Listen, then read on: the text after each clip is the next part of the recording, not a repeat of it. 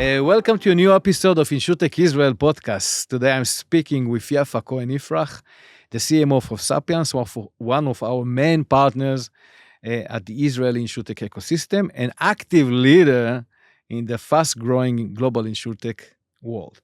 This isn't going to be a typical conversation. Yafa's journey is truly inspiring, from science to finance to tech and global insurance world. As I learned while I'm preparing myself for this episode, her story is full with bold moves, surprising turns, and important lessons.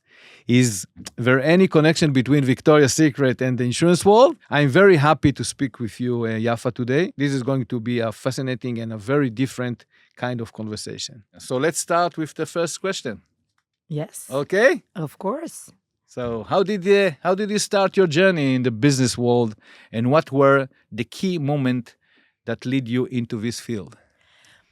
As you mentioned at the beginning, my journey was not typical. I started, in science. I actually study biology at Tel Aviv University. Then I moved to Tel Aviv Medical School and started my master's degree in immunology of cancer, just to realize that as much as I love science, I love people more. And I couldn't imagine my career in labs. And I decided to pivot. This was my first pivot. You'll hear about it a lot today. We will hear about a lot of pivots today. Yeah, and I actually moved to business school at the beginning in Israel at Tel Aviv University. And then I moved to New York and studied for my MBA in finance and marketing. And then also did a small period of master in accounting, just to have more education. But my business career started a bit different. I was a flight attendant at El Al. In a business? Yes.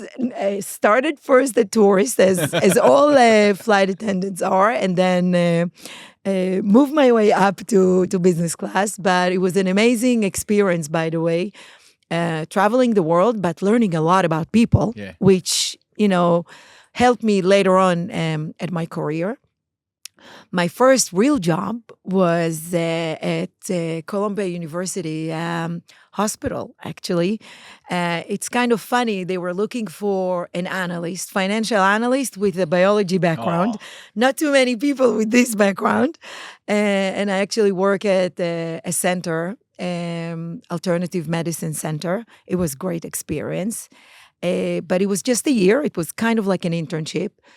And then I moved to my passion, which was fashion, working for fashion companies. So this is the second pivot. Yes. So what make you take this moment and do the pivot, the second pivot? So I, living in New York City, the Big Apple. Yes, fashion is all over the place. And I thought, my passion, was finance. And I was thinking, what is, the best way, combining these two passions, finance and fashion. So I thought, what will be better than, doing financial roles in fashion companies? So I started as an analyst at Saks Fifth Avenue and worked my way up at Saks Fifth Avenue. Then I moved to another interesting company, Victoria's Secret. Oh, very interesting company. I know. And work for Victoria's Secret. But as always, you never know. Life has some surprises. And after almost 10 years in New York, I decided to try and move back to Israel. Wow. I know. And From Victoria's Secret. Yes, from Victoria's Secret. And I realized that there, at least at that time, not too many opportunities in finance, in fashion companies. So my next pivot was, okay, I went to work for Machteshi Magan. It's an very far from Victoria's Secret. Exactly, agrochemical company now known as Adama. And I was offered a position which was new to me. I knew of investor relations, but I never actually had any experience in investor relations. But the CEO, Ilan Levita, back then thought that I will be a perfect fit for investor relations. And he offered me also to be the corporate secretary, although I'm not a lawyer. But he said, you can learn, take a course and you'll have supervision and support from, the legal team. And this was another pivot. I work at Machteshi Magan, leading, global investor relations strategies. I learn how to speak with investors. And I think the most important skill that I got there that is important for the business world is to tell a story. Yeah, absolutely. And storytelling is something that you'll see throughout my career, was something that helped me pivot.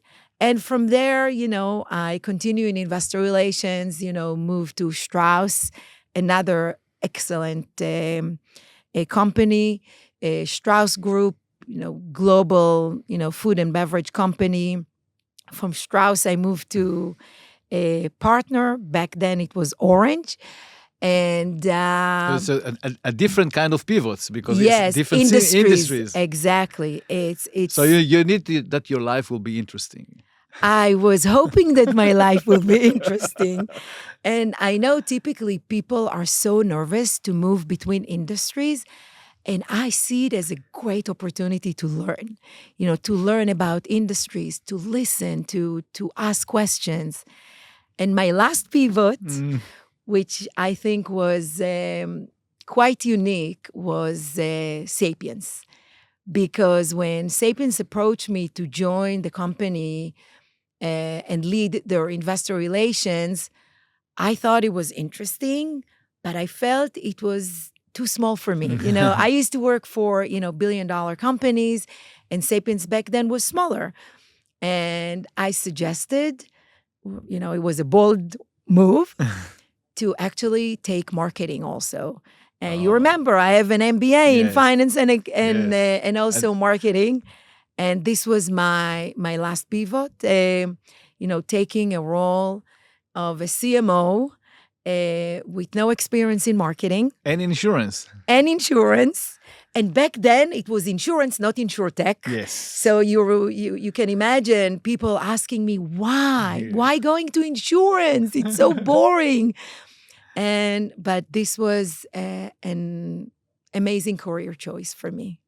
So this is how I... Let's count. I think five or six pivot in your career, and amazing. And each one of them is full with a lot of passion, a lot of interesting things, and a different kind of style of industries and attention. So amazing. So let's go forward. Let's move forward with the second question. What challenges stand out to you the most along the way?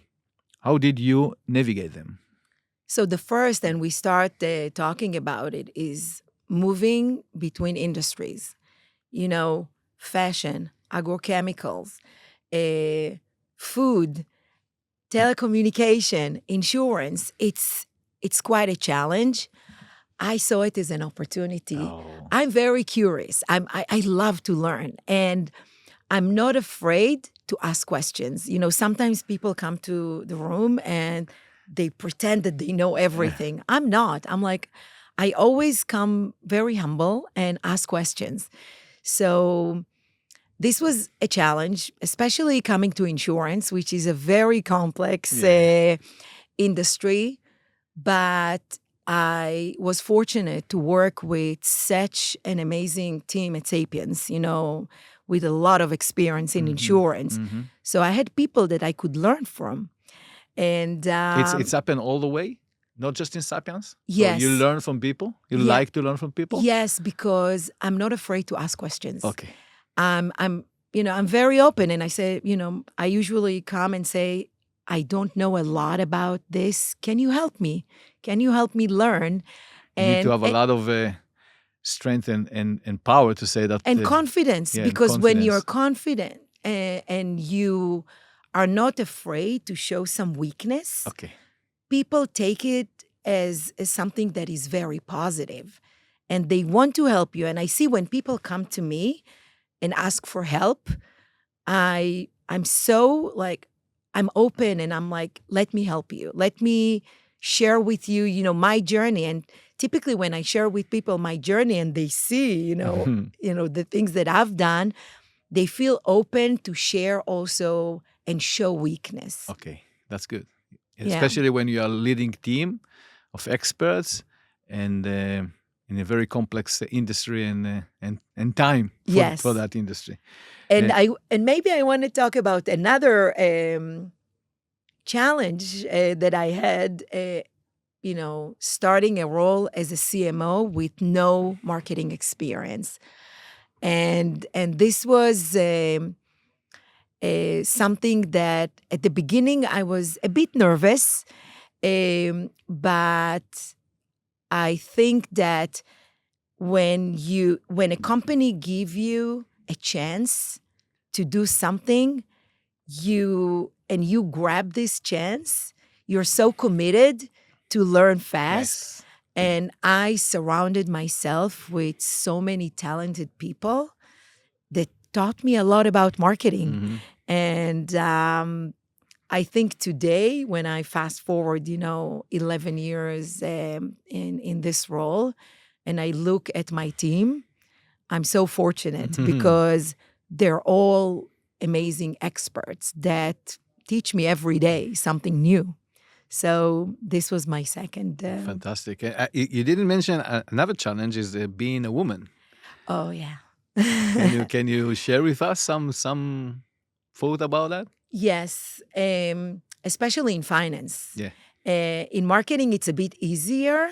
That's because you have many talented CMO, but when you're in finance, sometimes it's difficult to be the only woman in the room, and you need to be confident, and you need to be surrounded by people that trust you. And I was very lucky to work with CEOs that saw it as something positive, bringing more talented females to the organizations. And throughout my career, I was fortunate to work with people that gave me this opportunity.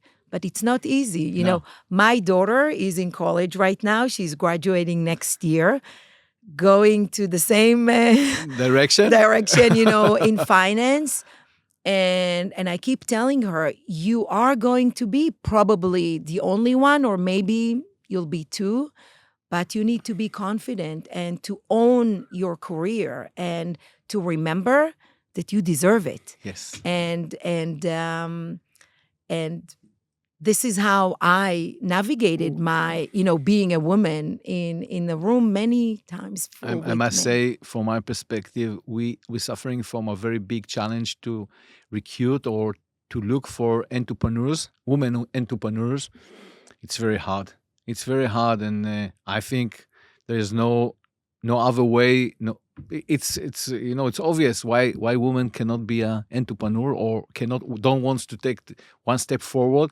They are VP all over. There are a lot of women that are VPs, but majority, the small amount of the rules, of the CEO rules, holding by women, and it's in startups, and it's very bad.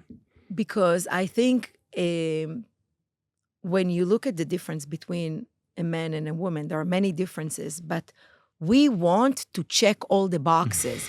So when I see a job description, if I don't fit everything, with all the pivots. I mean, I used to. I'm obviously, I took a marketing job with no marketing experience, but typically, this is what we do. Yes. We try to be perfect. We need to, and men, they don't do it. And I think it's the same situation with entrepreneurs or, becoming a CEO. Do I have all the experience? Probably not, but many CEOs didn't have the experience and they learn. But I think we are harder on ourselves, trying to be the perfect fit. It's an interesting angle about the situation. Let's say. Uh, so let's take it for a different angle. How do you stay motivated over the time, especially during tough periods? And we've been going through Yeah. many tough Yes. periods lately. I think the first is I love what I do. I wake up in the morning with a lot of energy. I'm based in New York. Yeah. I have a global team, in Israel, in India, in Poland, in UK, the US. I work crazy hours. And if you don't love what you do, it's hard to succeed. And I think also, and I talked about having the team around you. I know that I have 50 people, that I cannot be in a situation that even during challenging times that I'm not motivated. So I'm trying to focus on the positive things. I'm trying to focus on, okay, what is the next step? Okay, we have this big challenge. Okay, I'm trying to break it into small boxes and try to deal with, small boxes. And then all of a sudden, you're okay. But, being a globe, But how do you motivate yourself? What's make you to be? I keep reminding myself why I'm doing what I'm doing, and it's not, just, the money and the so-called glory. I do it because I love, having an impact. When I look at Sapiens, when I joined Sapiens, it was 120 million. We are, getting close to being a $600 million company. We were 700 employees. Now we're over 5,000. So you look at this journey, and I'm so proud because I'm part of this journey. So I keep reminding myself, those things, and reminding myself that, it will be over. Tough times. It's a period. But then things will be better, Okay. and you need to keep reminding yourself, especially now. In tough time, yes. Yes. What do you consider to be your biggest success so far? Wow. So I You look can at choose it. more than one. Okay, so I look at it from two angles. One Okay. personally, and then business, because I think personally, I think I built an amazing family. My husband, who is amazing, who supported me, all my career, and it's not easy when you have a wife that constantly travel. Yes. Sometimes every 3 weeks, sometimes, every, 2 months. And my two incredible kids. I'm so proud of the family that I built, because this is my core, the family. And then when I look at my, career, I think so far Sapiens has been my greatest achievement, because I managed to do so many things that I dreamt about, and having an impact. It's not just, being a CMO and being part of the management, but really be part of the team that shape the way Sapiens is right now, a global InsurTech company with more than 600 customers, with, as I said, more than 5,000 employees. It's been quite amazing. Yeah, And absolutely. Yeah. Absolutely. I can see you smiling Yes, when you are speaking about yes. that. So that's mean a lot about what you are feeling. And I will not ask you what is your biggest failure. And we will not skip from the insurance industry. So let's ask you about a little bit about the insurance. Insurance is a traditional industry. What are the challenges in marketing and branding? And this question is focusing or for our colleagues that are CMOs in the InsurTech companies, in the startups. I think the main challenge is that it's very conservative market.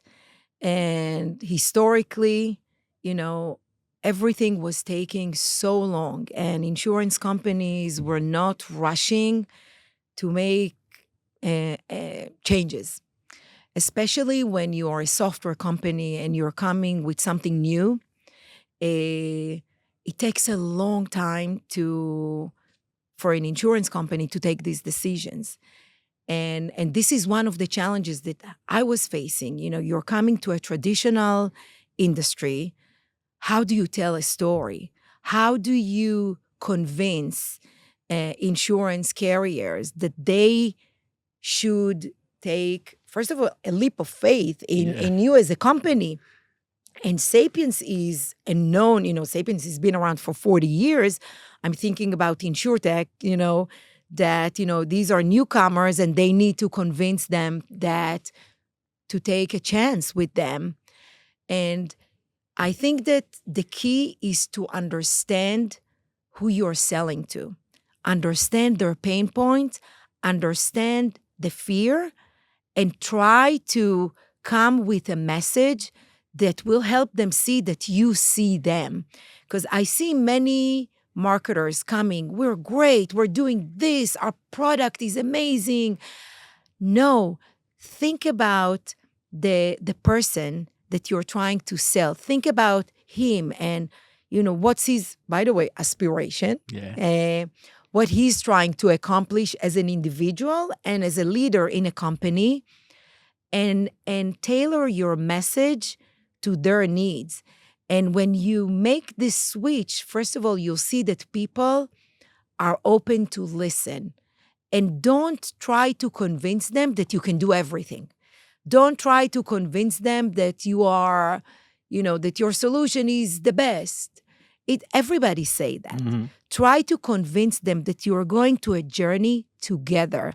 And I think what I try throughout the years is to talk about the journey and to talk about the partnership. Because when insurance company is choosing, for example, Sapiens solution, they know that, we're going to be their partner for the next 10, 15, sometimes 20 years. We have customers that have been with us Why? for... Because you are core system? Because we are replacing core systems. And this is a major decision, yes.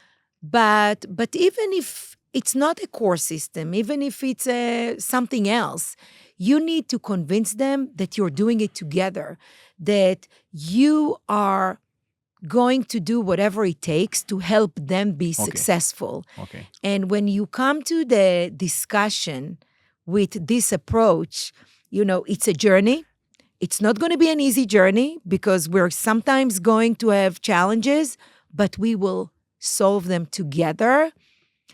This is your competitive edge. Absolutely. I think we need to speak a little bit how you build trust by marketing. Because it's very important, because the insurance company or the insurance industry is based on trust. Yes. Everything is trust. They are selling trust in the end. So how you build trust by marketing? So for us, it's a little bit easier because we have customers that I can tell them, we did it with insurance companies exactly like you that were facing those challenges, and they're successful, and you can talk to them and see how, they felt, how was their journey. It's not the case for a startup or for, a newcomer. And here you need to build also on you as a person. I'm going to be there for you in this journey. But for us at Sapiens, it's really our customers are speaking for themselves. Yes, the result and the customers. Yes, I understand, because building a trust as a startup, it's very hard, and in the insurance industry, it's very important. Maybe working with Sapiens or other vendors is part of the abilities for the startup to build the trust. I totally agree with you. And as you know, we're working very closely with you and with many InsurTech companies. I think sometimes the best way is to work with someone that is more established in the market, because it will give you the credibility that insurance carriers are looking for, So yeah, I totally agree with you. Absolutely. I think for startup, working with Sapiens or vendors is being a relationship between client and client. You are a client for Sapiens. The startup are the clients, Yes. and for insurance company, the startup are suppliers. And it's a Yeah. different approach and a different style of way. We will speak a little bit about that. And I'm going to ask you about the partnerships. It's something that we already Yes. touched. Why are the partnerships very important to Sapiens, like with Microsoft, or with the InsurTech Israeli startups? I think that as a company, you know that you can't do everything. You know, you can try to develop everything, but you can't. And I think when you see, and I'm starting, first with the InsurTech, there is so much innovation in this space today, and it's incredible.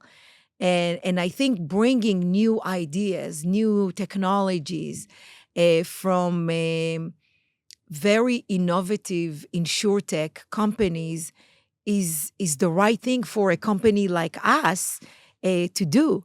This is why you see us collaborating with so many InsurTech companies. Microsoft is a different story, Yes. and for us, Microsoft is a key technology partner. If you think about AI, they're leaders in this space, and we took a strategic decision, to work with Microsoft, and this collaboration is just incredible, and we see the fruits. And obviously the cloud, the decision to focus on cloud, Azure with Microsoft was a very strategic decision for us. Again, we felt that the mutual relationship will benefit both, Sapiens and Microsoft. And it's very nice, Yafa, to see that you are affiliates and working together with Microsoft, one of the biggest company in the world, and a small company with 3 people, like a startups, InsurTech startups. It's very interesting. It say a lot about Sapiens, the Yes. ability to see the entire picture and understand the future, understand Yes. where we wants to go. Microsoft, cloud, AI, startup, bringing the new innovation, bring new ideas, and it's very important, and I believe in that. How does Sapiens? Yes. By the way, it's not just from a technology perspective, but also from a marketing perspective, Okay. because we do, and we have a person, that is responsible for partner marketing, because we believe that working with partners, it will help us be more successful. So we do joint marketing activities with our, ecosystem partner, with our SI partners, with Microsoft, because we believe that going to market together will benefit, our partners and Sapiens at the same time. Interesting. So how does Sapiens work with the local InsurTech ecosystem? So I mentioned before that we don't have everything. Yeah. And one of the things that we enjoy doing is bring the InsurTech companies to our customers. On one hand, we perceive as an innovative company that collaborate with many InsurTech companies, but we also open doors for those Absolutely. InsurTech companies. We talked about joint marketing activities. We work with them, and with our name and our, we have 600 customers, but we also have a large followers. Think about LinkedIn, for example. We have over 200,000 followers. So when we promote InsurTech companies together with Sapiens, we help them reach audience that they typically don't. Yes. And I can take what you said already in the beginning of the conversation, that you learned that you want to learn more Yes. from professional or from experienced people. And I can say that from my side as a partner of Sapiens, it's something very, very unique, because the idea for Sapiens that they are looking to understand, to learn, to see the future, to see new arrivals from the fashion sides, from fashion industries. It's very important. And as a partner, I see how Sapiens is helpful for our ecosystem. Um, it's great that you have company like Sapiens in your neighborhood. Yeah. It's like you are the small child in the family, and you have the big brother that support you and can guide you. That's exactly what Sapiens is doing together with our startups, and it's we're really thankful about that, and it's very helpful for our startup to know that Sapiens is there. And of course, from the business side, we are seeing that it's very important to Sapiens first to be updated, to be really connected to the technology, and second, Yes. to use the technology to approach other areas, other topics that maybe with that in technology it will be easier for them, or that ideas it will be easier for them. And our team love helping, startups. And you see every time you bring them to our Yes. office, they enjoy helping and teaching and guiding in many, many areas, including branding, by the way. Absolutely. So I think this collaboration and this is really mutual. It's a win-win situation for everyone. That's right. So many insurance try to be advanced. We know that. They are trying their best to be advanced tech, but their core system are still old. What do you see happening now with your clients? So I think that, this is a long journey. The journey of a digital transformation started, 15 years ago, even more than that. What we see now following, COVID, and then, the AI era, more insurance companies, more and more, understand that they need to move forward with, system replacements. And they understand that the only way to be competitive in this industry is to adapt new technologies. So what we see in recent years is, for example, in the life and pension and life and annuity space, more carriers coming to the market. In US. In the US, but also in Europe. Okay. Looking for new technologies. Digital transformation is a big word, but they're looking for new systems to help them navigate this new world. They understand, AI is here. AI can help them. But if they want to leverage AI, they need to have new systems. Absolutely. So I think that this is one of the, more significant things that we see, especially in the life and annuities or life and pension space. More and more companies coming to the market. And they are brave enough to do that? Yes, they Yes. are. Yes, They because are. you need to be very brave as a CEO and CIO to decide to change your call system. It's a very big decision. It's a very hard decision. Yeah, and the key is, again, to have customers that went through this journey and are successful. And yes, it's quite a challenge, Yes, but holding I hands- told you I hands love by hand. challenges. Yeah, that's right. I see that. You're holding hands by hand. Sapiens holding the CEO and the CIO hands by hands. It's a partnership. Yes. We're actually entering this long journey because, implementation takes time. Mhm. It's not, an easy journey, but I think the key is to remember that we're in it together and we'll make sure that you'll be successful. That's the message. And I think the AI revolution can be very helpful for Sapiens to convince them to do the steps forward.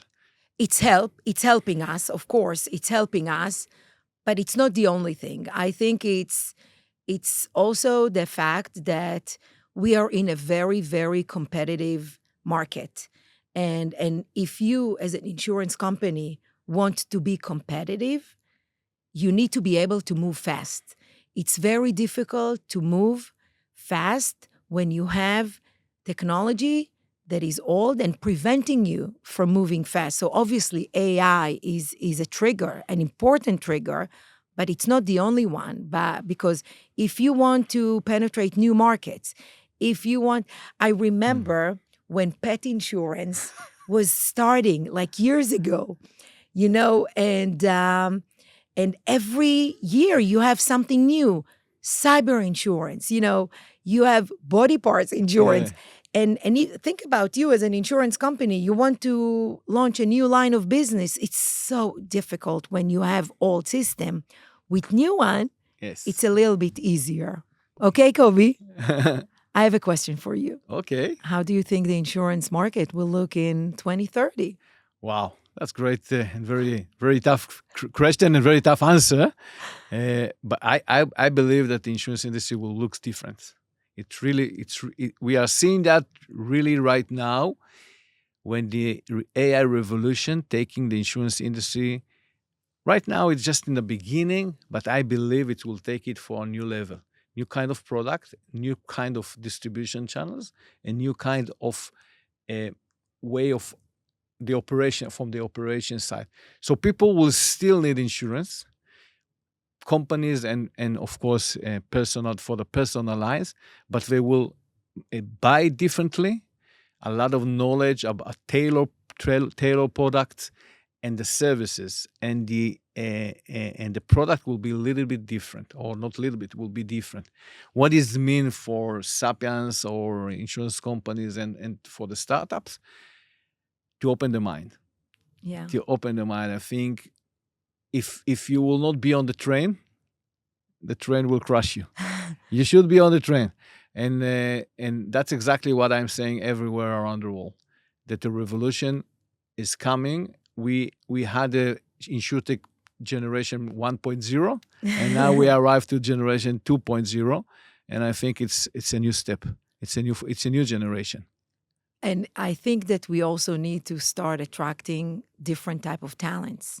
Mm-hmm. Us as software companies, InsurTech companies, but also insurance companies, they need to bring talents that will help them, by the way, adapt all these new AI technologies, because it's quite a challenge with the current workforce. Mm-hmm.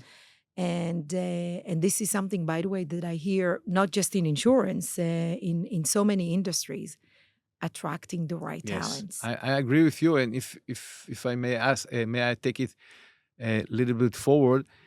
I believe that even that the diamonds, the InsurTech diamonds, are established in Israel and US and Europe until now. It will continue, of course, but in parallel, a lot of great talents that are living in uncovered areas like Africa or South and Central America.